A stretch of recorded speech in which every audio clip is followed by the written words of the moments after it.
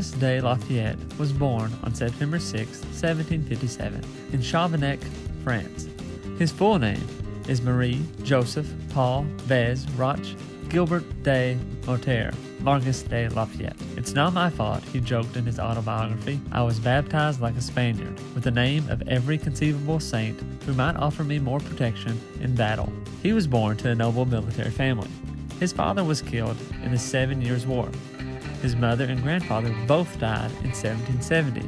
He was left with a large inheritance. He joined the French army and in 1773 married 14-year-old Marie Adrina Francos de Noailles. He was inspired by the struggles of the colonists, and being from France, he already had a hatred for the British. Wanting to support the oppressed colonists, Lafayette sailed to the newly declared United States in 1777 to join the rebellion. He was initially rejected by colony leaders, but he impressed them with his passion and willingness to serve for free, and was named a Major General in the Continental Army. His first major combat duty came during the September 1777 Battle of Brandywine, when he was shot in the leg while helping to organize a retreat. George Washington requested doctors to take special care of Lafayette. This began a strong bond between the two that lasted until Washington's death.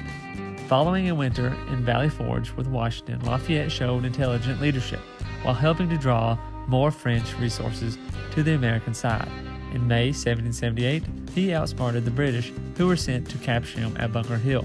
After traveling to France to persuade Louis XVI for more aid, his military responsibility increased upon his return to America. As commander of the Virginia Continental Forces in 1781, he helped keep Lord Cornwallis's army penned at Yorktown, Virginia, while Washington and U.S. forces surrounded the British and forced a surrender in the last major battle of the Revolutionary War. After the war, he was known as the Hero of Two Worlds. Returning to France in December 1781, Lafayette rejoined the French army and organized trade agreements with Thomas Jefferson. With France on the brink of major political and social change, Lafayette advocated for a governing body representing the three social classes and drafted the Declaration of the Rights of Man and of the Citizen. When violence broke out, Lafayette had to protect the royal family. This left him in a position where he had to flee the country. He was later captured in Austria. He didn't return to France until 1799. Lafayette stayed out of sight while Napoleon Bonaparte took power as Emperor of France, but he was elected to the Chamber of Deputies during the 100 Days and vehemently argued for Napoleon's abdication following the defeat at the Battle of Waterloo in July 1815. After Charles X was overthrown during the July Revolution in 1830, Lafayette was presented with the opportunity to become dictator. He declined and let it pass to Louis Philippe, and instead he became commander of the National Guard. Following a battle with pneumonia, he died on May 20, 1834. Fayette County, Kentucky is named after Marquis de Lafayette, and he never stepped foot in it, or Kentucky. He served the Continental Army during the American Revolutionary War. He showed great tactical knowledge and was able to provide resources from France. It could be said that without Lafayette, the battle for independence would have failed. As far as history goes, Marquis de Lafayette was more impactful on the national stage, but there's that little connection to Kentucky that is worth mentioning. And I do apologize for all the French names that I probably mispronounced in this video.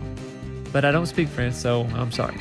Most of the information in this video was gathered from biography.com, a great website to check out many historical biographies. Don't forget to try out audibletrial.com/KYHistoryPod to get a free book of your choosing. Like, subscribe, and share this video in the Kentucky History channel for more Kentucky history content. If you feel like it, check out our Patreon page at patreon.com/KYHistoryPod.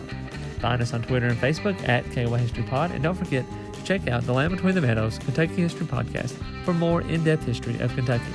Thanks for watching, and we'll see you next time.